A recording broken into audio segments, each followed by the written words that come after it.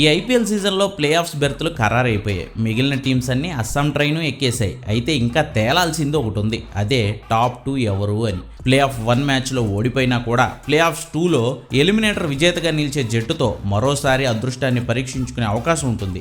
అందుకే పాయింట్స్ టేబుల్లో top 2 place కోసం 4 టీంలు గట్టిగానే పోటీ పడతాయి. అయితే ఈ టీమ్స్లో ఎక్కువగా టాప్ 2 పొజిషన్ నిలబెట్టుకునే అవకాశం ఉన్న జట్టుగా కనబడుతోంది ఆర్సీబీ.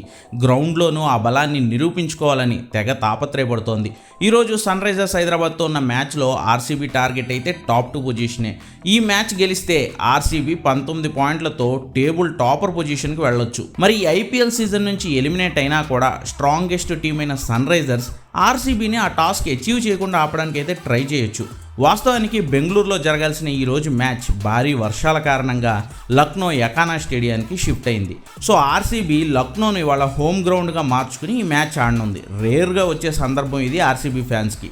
అయితే ఆర్సీబీకి ఉన్న బలం ఏంటంటే ఈ సీజన్లో హోమ్ గ్రౌండ్ బయట ఆడిన మ్యాచ్ల్లో వరుసగా 6 విజయాలు నమోదు చేసి తిరుగులేని రికార్డు కొట్టింది. అదే సమయంలో హోమ్ గ్రౌండ్లో 3 మ్యాచ్ల్లో వరుసగా ఓడిపోయింది. మరి లక్నో బయట గ్రౌండ్ కాబట్టి గెలుస్తుందా? ఈ మ్యాచ్ వరకు పేపర్పై లక్నో హోమ్ గ్రౌండ్ కాబట్టి ఓడిపోతుందా? సన్ రైజర్స్ ఏం చేస్తుంది? ఈరోజు జరిగే మ్యాచ్ అయితే ఇంట్రెస్టింగ్గా ఉంటుంది.